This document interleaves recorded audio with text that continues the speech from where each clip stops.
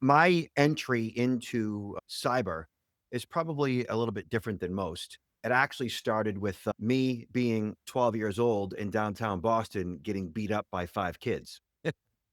Yeah, literally. Yes, that happened.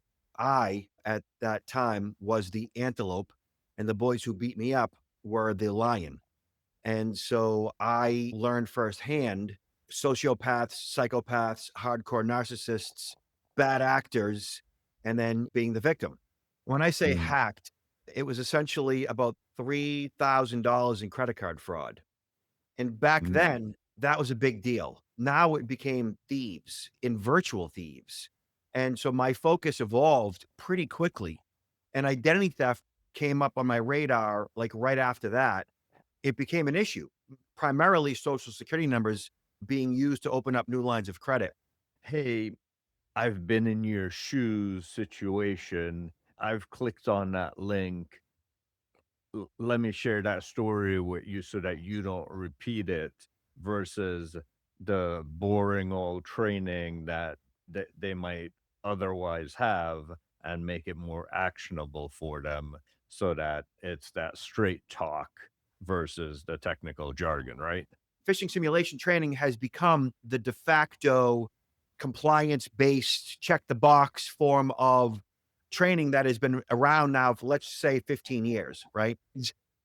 Phishing simulation doesn't really engage the human the way that it needs to. We want to and need to give the benefit of the doubt. We want to and need to trust others for our survival. So not trusting others is one of those things that like it doesn't come easy to us. Most employees don't necessarily think or believe that bad things will ever happen to them. Most employees don't lock their doors to their home. Most of them don't have home security systems. Most of them don't have a password manager or engage in two factor authentication. If that human does not truly believe in security, then I don't know that cybersecurity is the right profession for them.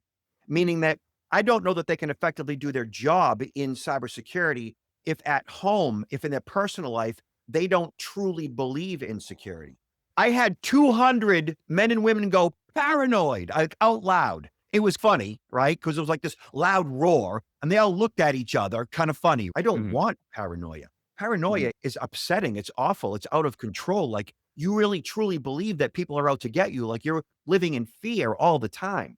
And the point of all that is the fact that like the dichotomy of security is about paranoia versus security is about risk management is that we don't want to engage in paranoia, which means like 80 to 90% of the room does not have a home security system. And then I say, why don't you have a home security system? And you know what they say? I don't want to live like that. Live what? I don't want to have to worry. I don't want to have to live in fear. I just want to be free. I don't worry that my house is going to get broken into. I don't worry that someone's going to is out to get me. I have a home security system for the same reason why I wear a seatbelt. I think it boils down to, and this might just sound so rudimentary. It boils down to just being a good, conscious, aware, balanced. You can't be consuming angry, negative, awful things all day long because we become what we think about. Security is about paranoia. It's about worry and fear. I don't want that. While security awareness is something that I do, what I teach is security appreciation. But that's going from intellectually, my awareness is I understand all these risks. Whereas security appreciation means I understand these risks and it means something to me. It matters to me. Therefore, I want to do something about it because all security is personal. I think the quality of a person's life is in direct proportion to the quality of their effective communication skills. If you can effectively communicate an idea to others, then I think that you get what you want, so to speak. And so, what I've found in the course of being a dad and being technically savvy and in the business of cybersecurity and understanding social media and online reputation management and how these devices are truly addictive and all the apps are truly addictive on purpose. Parents say to me over and over again, your kids are amazing.